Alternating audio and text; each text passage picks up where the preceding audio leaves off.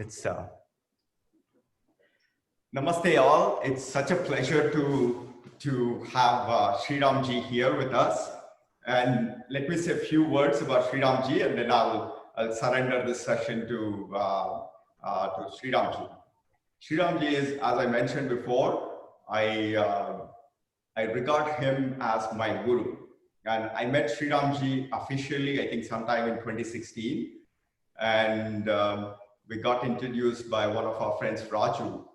And then I distinctly remember 26th December in Woodlands Temple, I took a Bhagavad Gita workshop. And before that, we had some 1 month daily events with Swami Bodhananda ji in the Bay Area.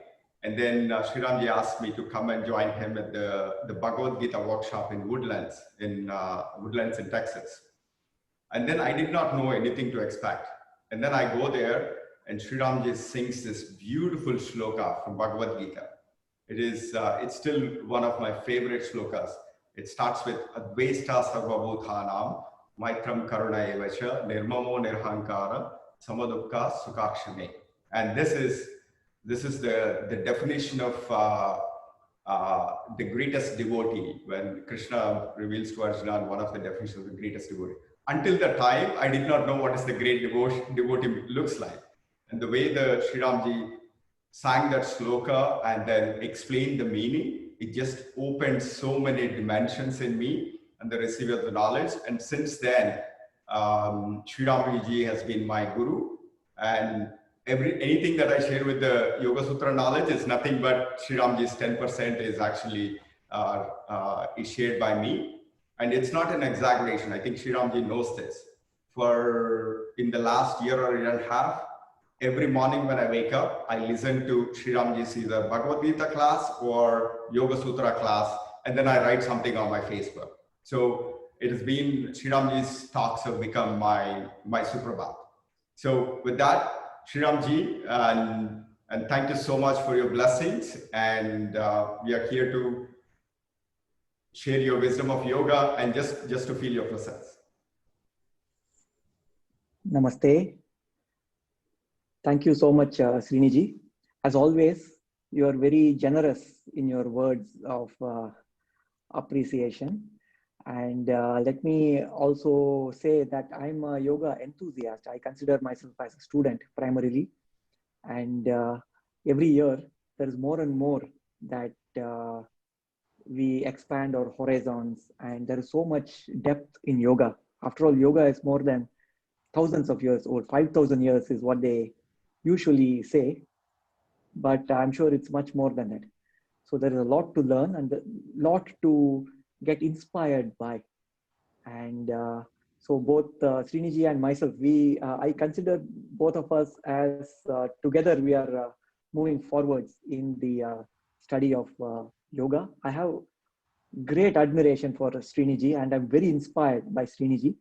And in case some of you don't know, Srini-ji is also one of the yoga champs. He has participated in yoga competitions, and I'm sure you have seen some incredible pictures. I'm a big admirer of his backbends. If you have seen his backbends, it's like picture perfect. It's photogenic. You can take a photograph and hang it on a wall. It's like that perfect. So I can, especially to master backbends, it requires a lot of practice.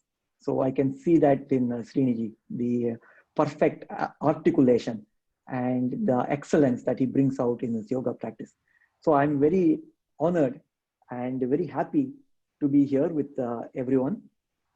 And Srini-ji suggested that I talk briefly about some of the deeper dimensions of yoga and perhaps to lead a short session on meditation. So I hope everyone is in agreement with that plan. Does anyone have a different plan? Please raise your hand or please voice your opinion and we can change the course. Is that okay? Yes. Perfect. So when we look at the Yoga Sutras, I'm sure Srini-ji has inspired all of us into the study of Yoga Sutras. So Patanjali, Maharishi Patanjali, he talks about the definition of yoga. Yoga Chitta Vritti Nirodha. Yoga is the cessation or silencing of the turbulence in the mind. Yoga is mental tranquility, basically. Yoga happens when all the mental chatter is silenced because mental chatter consumes energy. There is so much distractions in the mind that are happening. It is swayed away by so many things. My teacher used to call all these gadgets, all these phones and mobile devices. And even when you are driving on a freeway, you see so many advertisements that are bombarding and craving for our attention, right? So all these things, my teacher used to call them WMDs, weapons of mass distractions. There are so many distractions around us that no wonder that our mind, especially in this modern day and age, it is quite agitated. And we live in a what we call Twitter world, right? So our attention span is not more than, I think the current count is like 200 something characters, right? After 200 characters, our mind is elsewhere. It is on to the next tweet. So our mind is jumping around so much, and the mind is so turbulent, and it consumes energy. All these thoughts, they deplete our precious resource of prana. Now, when we examine our thoughts, the random thoughts that run in our mind, they are not really high quality Nobel Prize winning thoughts, right? Most of the thoughts, 99.99 and even more number of 9%, are very trivial and mundane thoughts. Perhaps thoughts of gossip or unnecessary thoughts or thoughts of anger, frustration, negative emotions. There are so many things that consume the energy of the mind through our prana that is not benefiting oneself, nor is it benefiting anybody else. They are all useless. So in the Bhagavad Gita, there is one verse that says, Atatvartavad alpam cha tat tamasa mudahritam. Alpam means mundane or trivial. Most of our thoughts are trivial thoughts that are useful to nobody. And it is like a person who is very wealthy, a millionaire, they spend all their riches on trinkets, unnecessary things that they are not going to enjoy, on trinkets. They spend all their money. Like that, we spend all the precious resource of prana on things that are useful to nobody. So in the state of yoga, what Patanjali describes as Chitta Vritti Nirodha, we quiet the mind. That means we conserve that prana. We don't spend the money. The millionaire is not spending the money on trinkets. They're saving the money. And when you save money, as you know, it accrues compound interest, right? So after some time, you are more wealthy. So we are conserving that energy. And whenever we need to think of a high quality thought, our mind cooperates with us because we have the necessary energy to think of high quality thought. And what do we mean by high quality thought? A thought of creativity or an intuitive insight, intuition and creativity. Some thought that was not being thought by somebody else before, a new thought that will benefit oneself and others, like a genius thought, right? So in the Yoga Sutras, there is one sutra that Patanjali gives. Shruta Anumana Pragyabhyam Anya Vishaya Visheshar Tattvat. That means when the mind is so silent, when the mind is so quiet, because we have conserved so much energy, it has the capacity to think of intuitive thought, and that thought cannot be arrived by logic or by listening to somebody. You see, it is not just inferential knowledge. It is an intuitive knowledge. For example, great genius, like for example, the great mathematician Ramanujan. I'm sure many of you have heard of his name. One of the most brilliant mathematicians from India. He was so creative. He wrote so many pages and pages of formulae that he had the intuition that he wrote them. And if people asked him, how did you come up with these ideas? He had no clue how to express them. Later on, people spent a lot of time to prove those ideas, to prove those like inferential, logical proof. But Ramanujan didn't care about logic. It just was revealed to him. It's like a flashlight. His mind was like a flashlight that was able to reveal so many treasures in the area of mathematics. So Patanjali says that all the practices that we do in yoga, including asanas and pranayama and whatever else we do, should serve this highest goal. In other words, the asana practice that we do at the end of the asana session, our mind should be quiet. So it should serve the larger purpose. If the opposite happens, for example, we enter into the practice of asanas because we crave for some result. Oh, I need to lose 20 pounds. Or, oh, I need to cure my backache. Or I need to develop those muscles. So if there's a hankering, or if the mind is distracted. For example, when somebody is practicing an exercise, they're also watching TV. You know, in gyms, you see that, right? People are running on a treadmill. The body is doing something and the mind is doing totally different thing. The mind and the body are divided.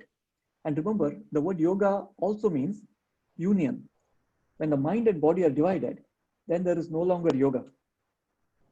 There is total disharmony there, right? So in yoga, ultimately, there is harmony between the body and mind, and the mind becomes quiet. There is tranquility that we experience. So all the practices that we do should serve this ultimate goal. Now, we are going to spend a few minutes on meditation. So meditation is the art of quieting the mind. There are various other definitions and more insights that Patanjali gives in the Yoga Sutras, especially in the 3rd chapter. And if you wish, later on, I hope this is like a little appetizer. You will go and look up some of those sutras. So in order to quiet the mind, it requires some skill. Now, if you don't practice asanas, if you don't practice pranayama, if you simply sit still and request the mind, please be quiet. Do you think it will listen to us? No way, right? Because the mind keeps jumping around. In fact, Arjuna asked this question to Krishna in the Bhagavad Gita, 6th chapter of the Bhagavad Gita. He asks, oh, you are asking me to quiet the mind, Arjuna says. But my mind is like the wind. It's like a hurricane, category 6 hurricane, he says. Mind is moving so fast, so turbulent. How do you expect me to quiet down the mind? And you know what Krishna, would you like to know what Krishna says? And whatever Krishna says, the same thing Patanjali also says in the Yoga Sutra. So he says, we need to allow the mind to settle down, not force the mind. If you try to suppress the mind by saying, oh, don't go there, all the thoughts should die right now. It is not a forceful suppression of thoughts. We have to allow the thoughts to quiet down. The key word here is allow. And that allowing happens by preparatory practices. So before we do meditation, before we sit for meditation, practice of asanas and practice of pranayama will help the mind to quiet down. Have you experienced that after asanas, the mind automatically becomes quiet, right? I hope you have experienced that. So we are entering that space of meditation. If we don't do asanas, if we simply sit for meditation, you know what happens? 2 minutes into the practice of meditation, the body will start troubling you, right? Oh, my lower back hurts. Oh, there is a knee pain. Oh, I have itching sensation on my face. So like that, the body will start tormenting us. But with asanas, we transcend the body because the body becomes so stable, it doesn't disturb us anymore. I hope you agree with me, right? The body becomes so light at the end of asanas, it won't disturb us. And you know, one of the definitions of health in yoga is when you forget your body, you are healthy. Let's think about it for a little bit. When you forget your body, you are truly healthy. Because we become keenly aware of the body only when something goes wrong, right? Only when we have a headache, we remember, oh, I have a head. Otherwise, we don't constantly keep reminding ourselves, I have a head, I have a head, I have a head, I have a left big toe. We forget the different angas, the different body parts, because they are functioning well. When they're functioning well, we transcend them, we forget them. So when the body feels so light that we transcend the body, Patanjali calls it videha. Videha means without a body or forgetting the body. So asanas helps us to forget the body so that the body doesn't entrap us. The body doesn't pull us down. Body doesn't feel heavy. So we can enter the space of meditation. And the breath work allows the mind not to be lethargic. Pranayama brings vitality to the body and mind. The brisk flow of prana is happening so that the mind is sharp, mind is exuberant. So when the mind feels dull and lethargic, and when we sit for meditation, many times we don't meditate. We enter into what is called slumber, right? Deep sleep. And unfortunately, deep sleep is not meditation. So if we want to meditate, we need that thread of awareness. And to help with that, we do pranayama. So when we do asana and pranayama, we allow the mind to automatically enter that space of meditation. It happens on its own. Just like when we fall asleep, you create the right conditions. You make sure that the bed is nice and firm, comfortable, sthira sukham of the bed. The bed is firm and the bed is comfortable. And then you switch off the light so that there is no distraction, and you simply lie down. And you don't drag sleep into your experience. Oh, sleep, come to me fast. That doesn't work. You simply create the right conditions, close your eyes and wait. And then automatically the experience of sleep is allowed to happen. And the exact same thing happens with meditation. We create the right conditions by doing asanas, pranayama, etc. And when we sit with our eyes closed, automatically we enter that space of meditation. And that is what we are going to experience for a few minutes now. Before we begin the taste of meditation, are there any questions on whatever we spoke so far? Sriniji, would you like to add anything? Oh, this is so beautiful. I mean, as you can see, I'm just in awe of the way you explained everything. And then could you also add another dimension of meditation? You know, I covered briefly yesterday that Yoga Sutra of the definition of meditation. I don't know if it serves well before the practice or after the practice. If you could, you know, talk a little bit about what is that meditation state of the meditation. Yes. So the sutra where Patanjali defines what is meditation is Tatra Pratyaya Ekatanata Dhyanam. Tatra Pratyaya Ekatanata Dhyanam. So you will find the sutra in the 3rd chapter of the Yoga Sutras, and this is sutra number 2 of the 3rd chapter. Tatra Pratyaya Ekatanata Dhyanam. Pratyaya, the word Pratyaya, how many of us know what is Pratyaya? Sriniji, did you talk about that? Or? But I don't know if it registered. So why did you cover that? So Pratyaya is basically the scenery that is happening in the mind right now. Whenever we experience the outside world, how do we experience the world? For example, if we see an object, when we see a tree, we don't see the tree directly. What happens is the light particles, the photons from the tree, they enter our eyes and they form a little image in the back of the eye, in the retina, right? It's an inverted tree actually. A little image of the object outside is imprinted on the back of the eye. So our back of the eye contains sensors, nerves that carry that sensations into our brain. And finally, if you trace how the sensing process happens, ultimately the observer within us, namely the self or Purusha as it is called in yoga and Sankhya. So the Purusha, the self, it witnesses a scenery that is presented by the mind, and that scenery will contain the object that is outside. You see, so we are not seeing the tree directly. It is like seeing, for example, when we see, uh, say, a cricket match or a football match, it's happening somewhere else, thousands of miles away, but we see it on a little TV screen, right? And then we go through the ups and downs of the emotion just by looking at the TV screen. Like that, the outside objects, they are presented to us in this TV screen called Chitta. The technical word for that is Chitta. And usually it's interpreted as the mind, but let us keep it simple. Chitta is the mind, let us say.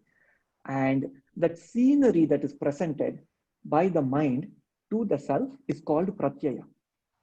And what Patanjali says, the way he defines meditation is, when that pratyaya remains same from one moment to the next, then you are in meditation.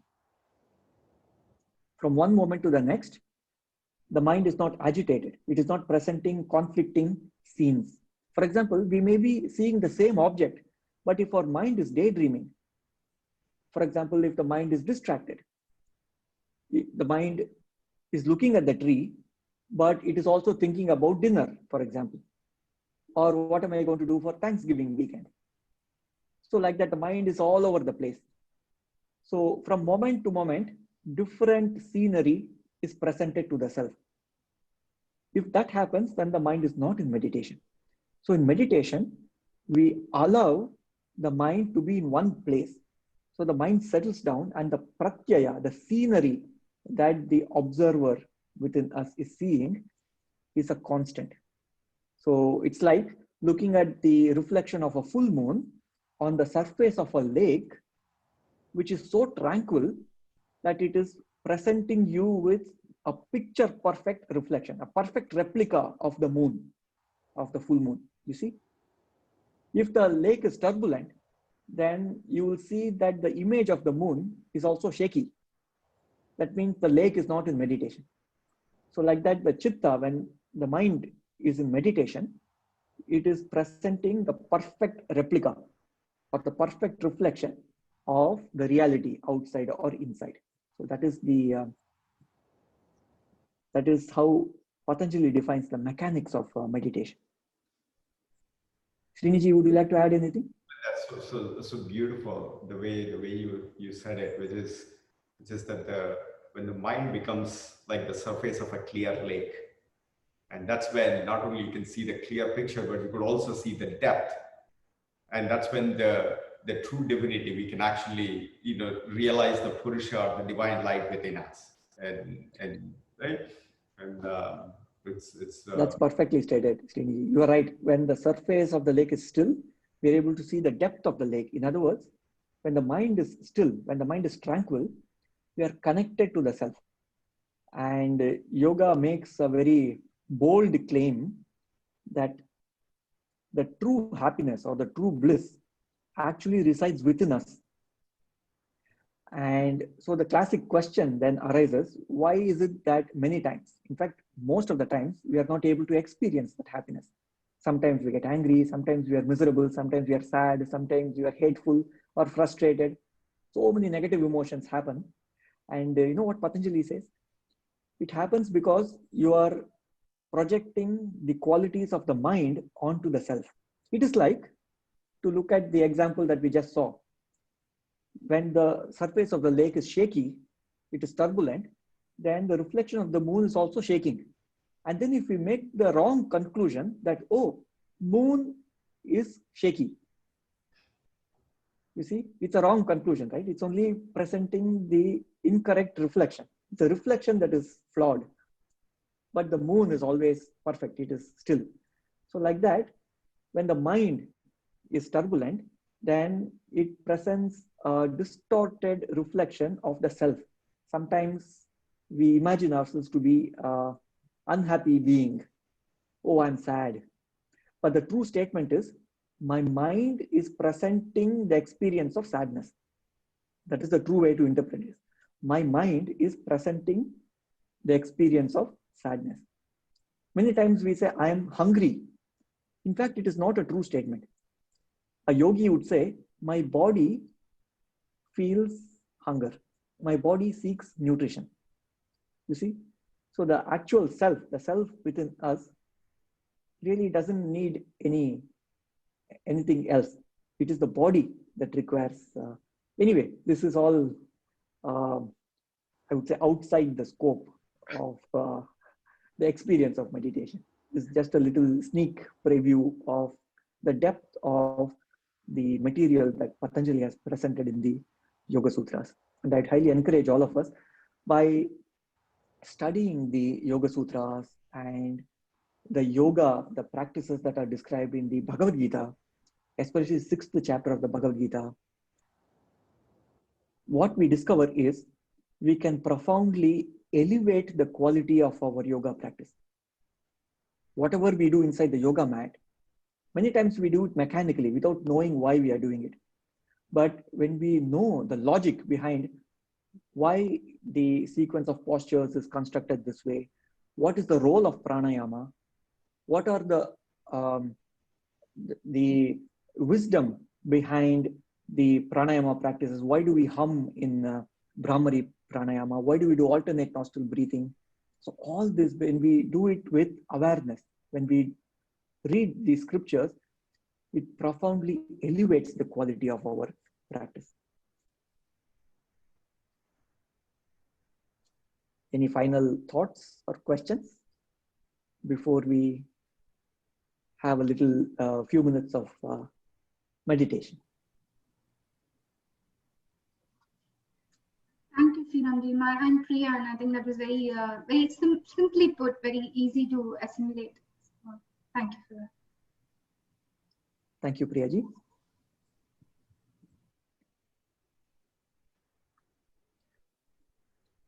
So I hope everyone is looking forward to a few minutes of meditation. We'll do like 10 to 12 minutes of meditation. In fact, we should not say we will do meditation. We will allow meditation to happen. That's the accurate way of saying. So we are going to allow meditation to happen. I'm going to use one of the sutras from Patanjali to guide our meditation practice today. Perhaps Srini-ji already covered the sutra, Vishokava Jyotishmati. That's one of his favorite sutras. Vishokava Jyotishmati. Today I was supposed to cover that, but I did not cover all the techniques. I covered the Maitri Mudita and then a bunch of the other techniques. And then we covered the Vitaraga Vishayam Vachit. And that's some of those things. Vishokava Jyotishmati. Why don't you explain and then use this as a... Sriram. Yeah. Sriramji, this is Srikant. One simple question. I'm always struggling. I don't know about others, but you know, my mind is like a drunken monkey. So as soon as I sit and trying to start meditate, either I don't know whether I should use my breath to bring it. I think Srini was telling me that I could use breath to control my pose. This, you know, somewhat working for some poses, somewhat, but for meditation, I always find, you know, I drift away, and then, you know, the drunken monkey will take over, and then, you know, start. All the ideas are coming only when I'm sitting in meditation, except that. So all the to-do list will come, the shopping list will come, to-do list at the office will come, but not meditation. So it ends up being 20 minutes of actually hard work. So I don't know how to get over it. Actually, I have the same problem too, but I find it easier to focus when I'm chanting something rather than to just sit still and keep my eyes closed. I have the same problem as Srikant. I think it's a ubiquitous problem, right? All of us have it. In fact, Arjuna asked the same question. Like, my mind is like a hurricane, he said. And the drunken monkey metaphor, I think the first time that metaphor was given was by Swami Vivekananda. He says the mind is not just like a drunken monkey, it's a drunken monkey whose tail is stung by a scorpion. And that's how much it is misbehaving. So how to capture this monkey and make it close its eyes and sit in one place. That's what we're trying to do, right? So the thing is, as I said before, by practice of asana and pranayama, we are preparing the space for meditation to happen. Having said that, if we enter the practice of meditation with an expectation that, oh, I did 1 hour of asanas, I did 20 minutes of pranayama, now I better have 20 minutes of blissful meditation. If we enter with that expectation, then perhaps we may get discouraged, right? Because for 20 minutes we sit, and in the whole of 20 minutes, perhaps 5 seconds, the mind was truly silent. And the rest of the 19 minutes and 55 seconds, the mind was still jumping like a monkey, right? So perhaps we might feel that I wasted time. How many of us feel that way, right? I sat for 20 minutes, but 99.9%, my mind was still jumping around. So I didn't achieve anything. Most of the time was useless. That's a common thing that happens, and people get discouraged and they stop the practice of meditation. They think, oh, it's not working, right? Here is the key. It is working. So let me explain what Patanjali says, and I hope that all of us are inspired to keep up the practice of meditation, even if it is not presenting any obvious results today. So here is the key. Patanjali gives the example of, so I'll quote the sutra first. He says, Kramanyatvam parinamanyatve hetuhu. Krama means step. The word krama actually comes from the word karma. Karma means action. And krama means a micro step or a micro action, a small action. Krama. You might have heard of the name Vikrama. Vikrama means victorious step. And Trivikrama means 3 victorious steps. And I'm sure you have heard legends of Vamana Avatara, etc. So 3 big steps, Trivikrama. So krama means step, 1 small step. So by practicing meditation, we are actually making 1 step towards bringing the mind to a place of tranquility. Now, let us take an example of water. Suppose we want to boil water. When you start introducing heat to the water, in the first few minutes, you don't see any change, right? The water sits still. There's no visible change that happens. But when you allow the water to remain with the heat, after some time, maybe after 4 minutes or after 6 minutes or after how many ever minutes, when it reaches the boiling point temperature, 100 degrees C, then immediately you see the physical evidence of transformation. Transformation happens. From liquid, it becomes vapor, right? Now notice, every ounce of heat that we introduced to the water contributed to the final transformation. You agree, right? Every ounce of heat contributed to the final transformation. If someone were discouraged in the beginning, oh, I've been waiting for 4 minutes, I still don't see any transformation, let me stop the heat. Then it's like a person has made, they have covered almost 80% of the way to the final destination, and they get discouraged and turn back. Meditation is like that. Patanjali says that we have 2 samskaras, 2 opposing habits. Our mind has the habit to get distracted. Our mind also has the habit, the opposite habit of settling down with the self. You see, they're in opposition. There are 2 habits. So far, we have encouraged the mind to go outside, right? So it's jumping all over the place outside. So we have strengthened the habit of that. We have weakened the habit of reposing in the self. So by sitting with eyes closed for 20 minutes, what we are doing is a little bit strengthening of the Nirodha Samskara, it is called. The habit of the mind to settle down, we are strengthening it by a little bit. Maybe that little bit is not enough today to overpower the habit of the mind that goes out. But guess what? If we do meditation practice every day, there comes a time, maybe after 3 months, maybe after 6 months, maybe after 2 years, we don't know when that happens, when the samskara of reposing in the self becomes stronger than the samskara of mind getting distracted. And you see, magic happens there. It's called the tipping point. Tipping point. Then the mind is always tranquil. You have control over your own mind. If you tell your mind, please quiet down, it will listen to you because you have created that samskara. So what does it mean? The moral of the story is, even if the mind doesn't settle down today, don't think that the meditation practice was a waste of time. Because for a little bit, one krama we have taken, one step we have taken to strengthen the samskara of reposing in the self. And if we continue to do it, and tomorrow's practice, when we sit for meditation, all this works in compound interest. I spoke about compounding, right? Tomorrow, we will take a stronger step because our mind has an increased, more stronger samskara of quieting. So it doesn't work in a linear way. We make exponential growth.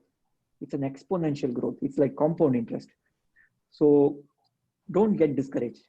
Little by little, when we take the step, there comes a time when transformation happens. And this transformation, in the Yoga Sutras, it is called parinama.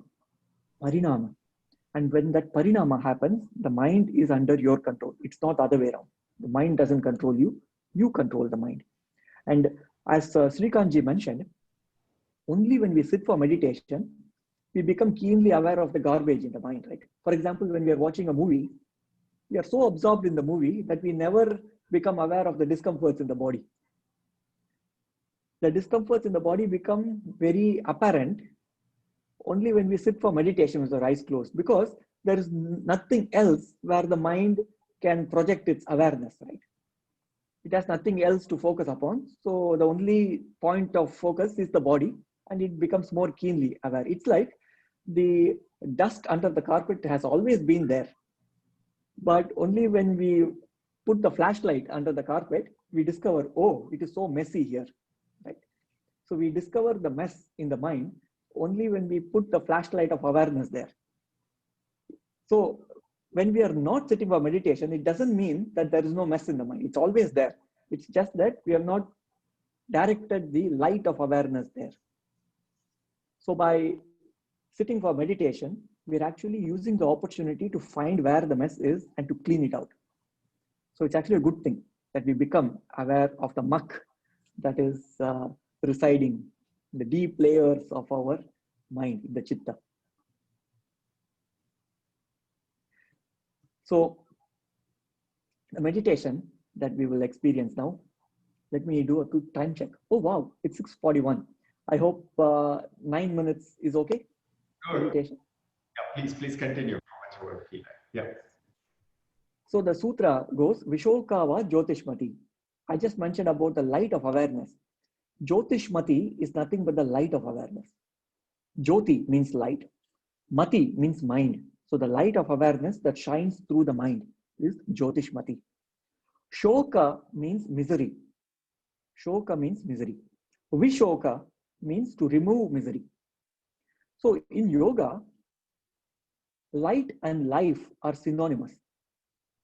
They use the terms interchangeably, light and life. Prakasha is another term that Patanjali uses a lot. Prakasha means the inner light. And Jyotishmati, the light of the mind or the light of awareness. Patanjali says in the sutra, Vishokava Jyotishmati, when we experience misery or shoka, the way to come out of misery is by shining the flashlight of awareness there. Let me give an analogy to show you how it works. And then we will see the profound meaning that is contained in the sutra. Somebody is walking in the forest and they see a snake there. Sriniji, did you already give this example? No, I did not. Okay. So somebody sees a snake and they are so afraid. So they run up into the top of a tree, on the branch of a tree, and they sit there for the snake to go away.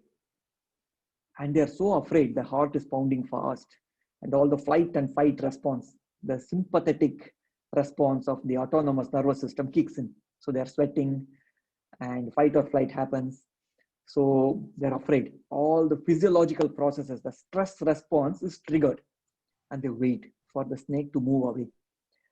And then when the sun rises, and in the light of the dawn, when the sun's rays fall on the snake, this person realizes, oh, it is not a snake. It is a rope. It is a rope. It's not a snake. It's so harmless. All my effort to be anxious and be fearful and be worried is unnecessary, right? So much of stress response for unnecessary things. So what happened here? When light falls on something, it removes the illusion. You see? When light falls on something, it removes the illusion. Now, here is the key. You know, the science of yoga rests on the science of Sankhya. Sankhya says that any negative emotion in the mind is because we are not seeing things as they are. We are mistaking a rope for a snake. Please allow that to sink in. It's a very profound truth that Sankhya says.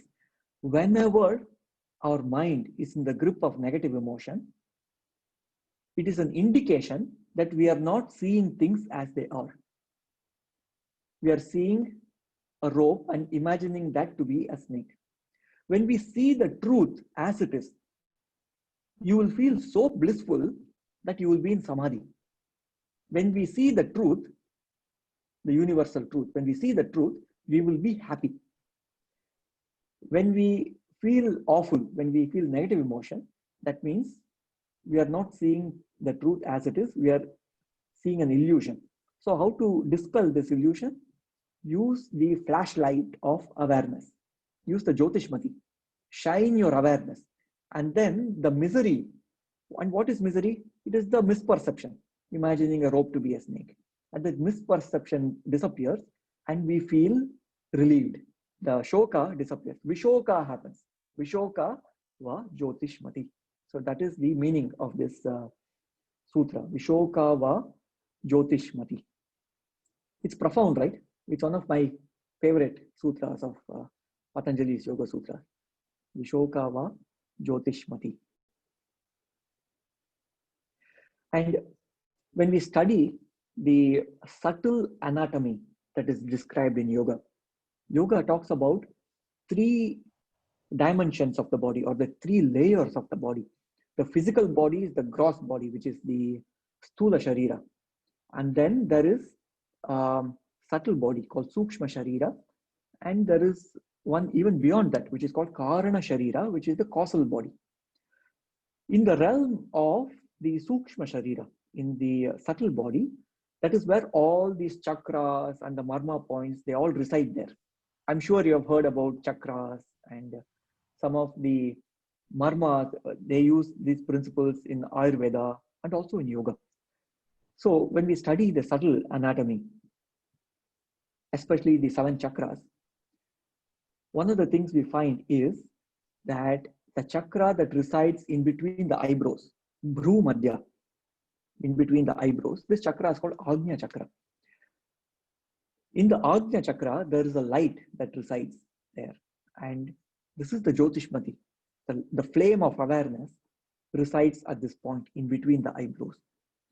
So we are going to use this, the power of this chakra, to allow us into meditation and to invoke this sutra, Vishoka va Jyotishmati. We are going to sharpen or brighten this flame of awareness that resides at this point in between the eyebrows. Shall we begin? Okay, so let's sit comfortably and easily, and let's sit with a straight spine, a neutral spine, so that the trunk of the body, the neck and the head are aligned in the same vertical axis. And let's close our eyes.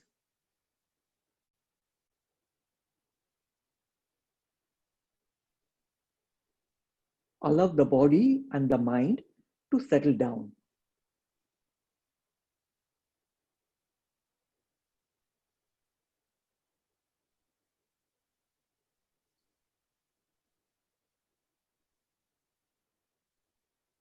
Take your awareness to the surroundings Notice any sounds.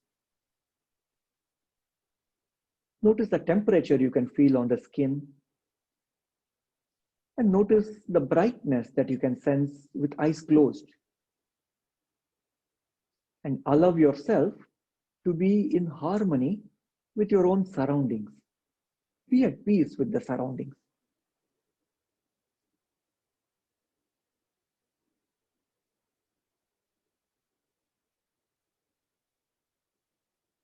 Bring your awareness to the body. Be at peace with your own body.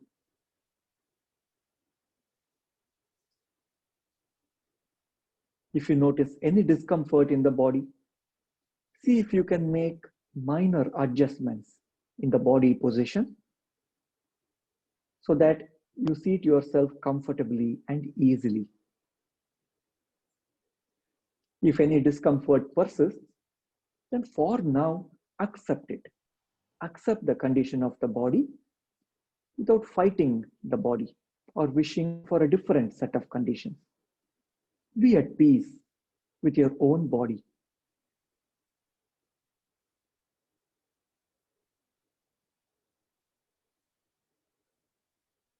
Be at peace with your thoughts and emotions in the mind.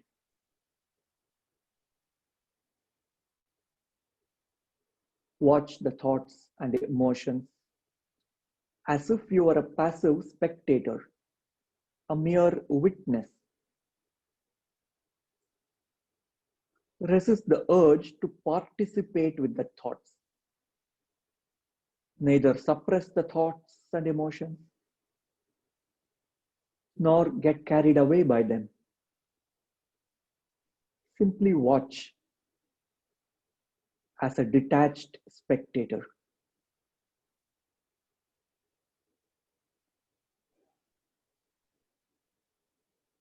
Simply by detaching from your own thoughts, notice that the thoughts subside, the mind settles down.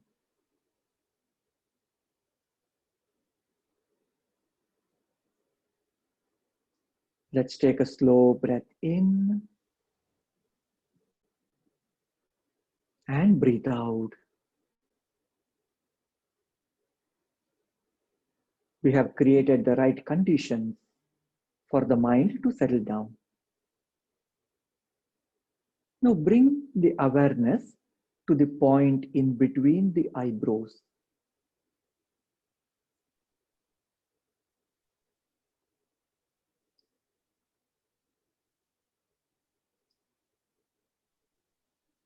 As soon as you bring your awareness here, you may feel some sensations. Maybe a tingling sensation or a very soft pulsing sensation, or perhaps no sensation. Simply be with your own experience.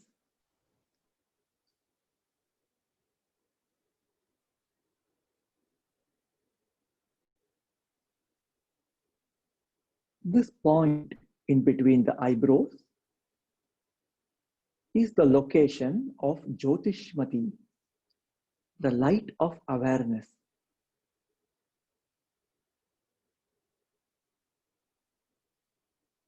Imagine a bright point of light located in between the eyebrows. The Jyotishmati.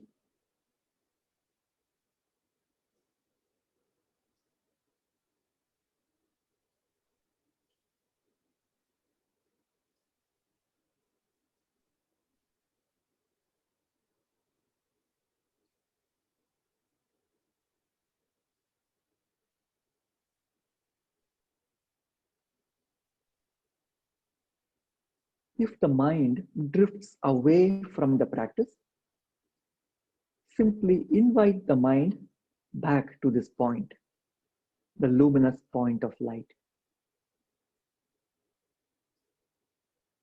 Notice the tendencies of the mind, the two opposite samskaras, the mind drifting away versus the mind settling down with the self. Whenever you observe the mind drifting away, simply bring the mind back.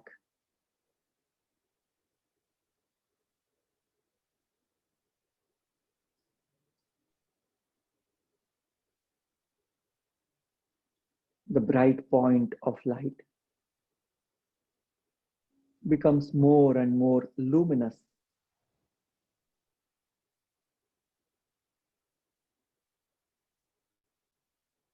And imagine becoming one with this light. Repose in this bright light.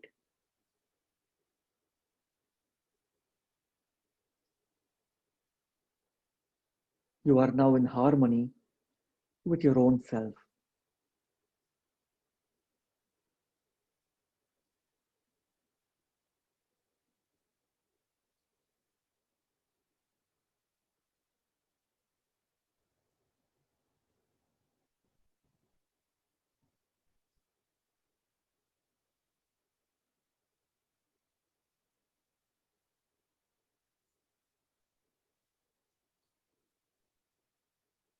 And gently become aware of the body. Allow the rays of light from this bright point to percolate throughout the body. Allow every cell of the body to receive the healing rays.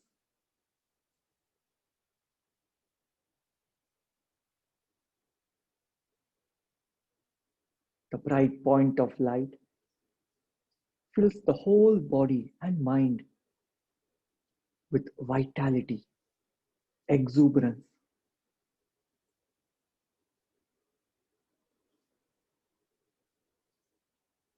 And gently bring your awareness back to the surroundings.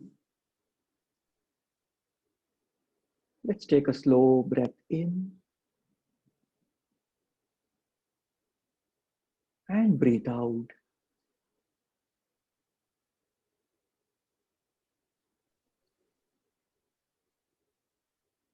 We will now get ready to slowly open our eyes and come out of the practice of meditation. At your own pace, whenever you feel complete, you may slowly open your eyes.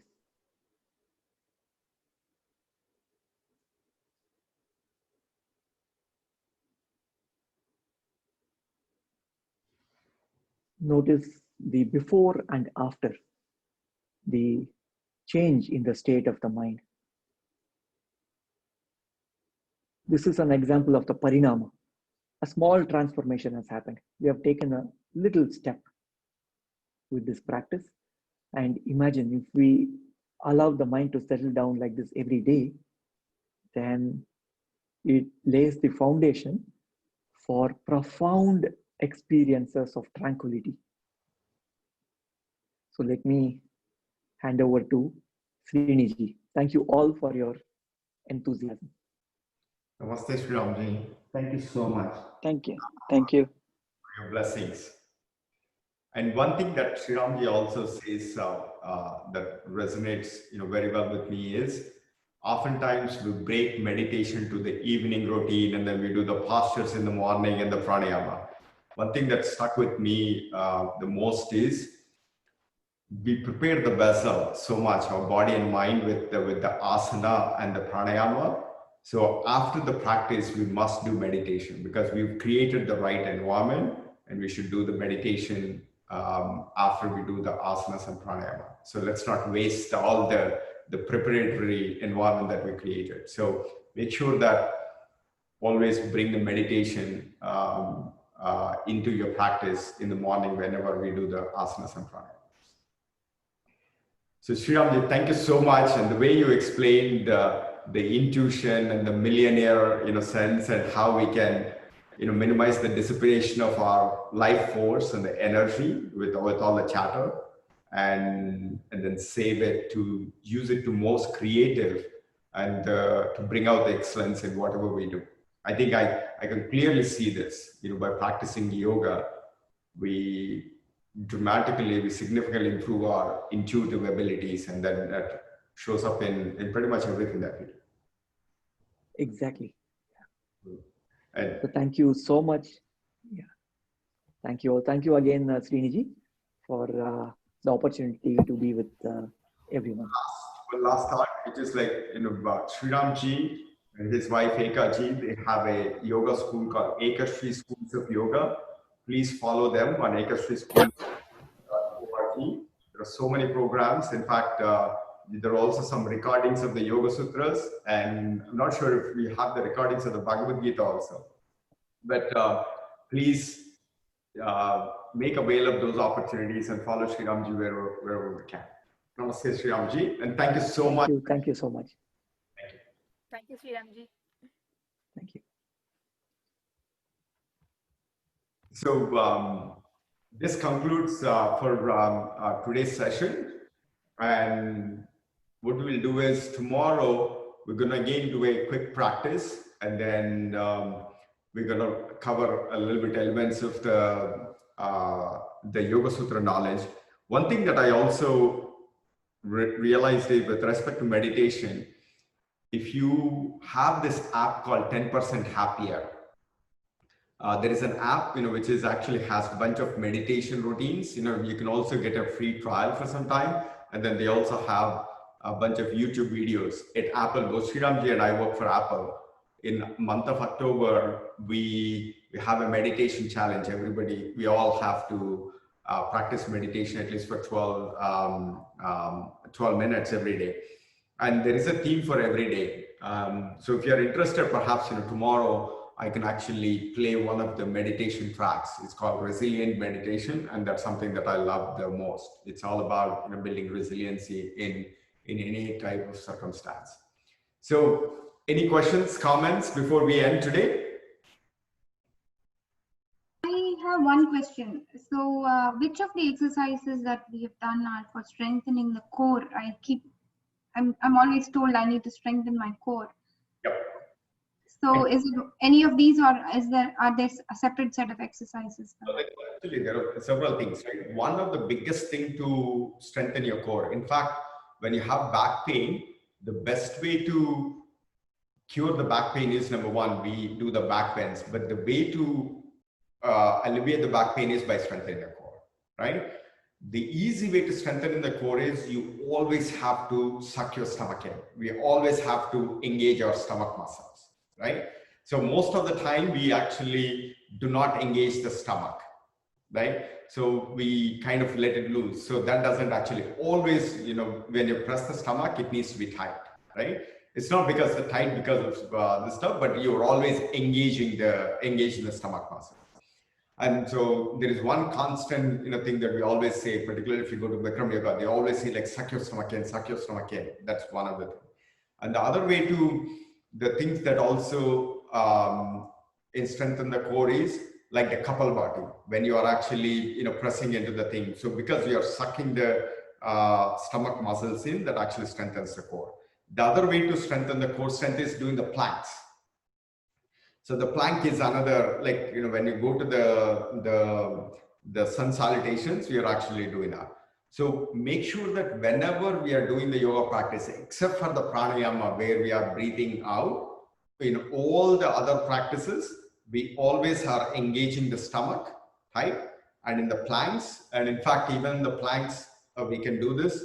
If you go to Pilates or something, there are a bunch of different planks that you can do. In fact, in the sun salutation flows, you can do the side planks, and there are many different planks that you can actually integrate into it. So for me, the core strength one is always keep your stomach engaged, even when you are not just when you're doing the yoga posture, but always, tighten your stomach, right? That's the core building. And then the forward bends are also another thing, because whenever you do the forward bend, you're actually sucking your stomach in and doing that. Planks are actually one of the greatest way to strengthen the core. And then the last one is doing the Kapalabhati. And in fact, and if you want, we can even get into this Uddiyana Bandha, like what we do, where you suck your stomach in and then extend the rib cage, right? Something like this.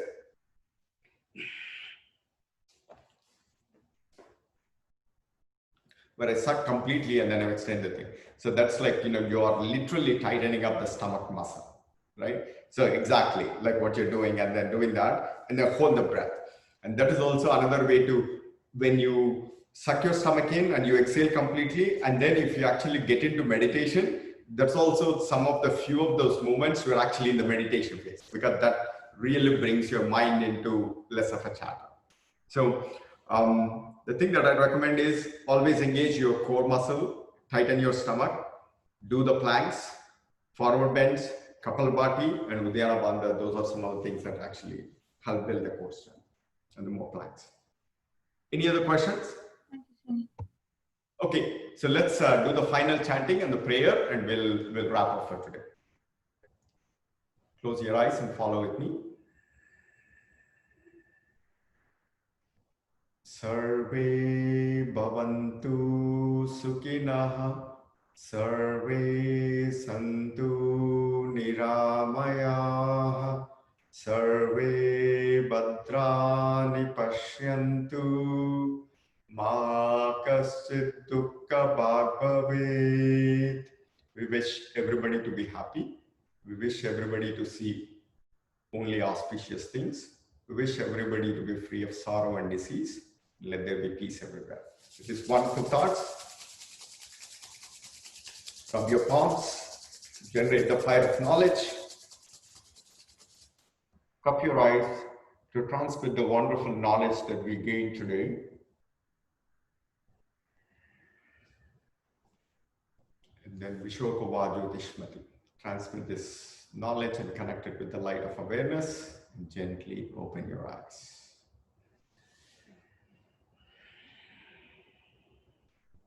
Namaste all. Thank you for sharing the practice with me. And I know for Priya and some of you, I know it's very late, but let's continue again tomorrow, and then we'll wrap up the camp.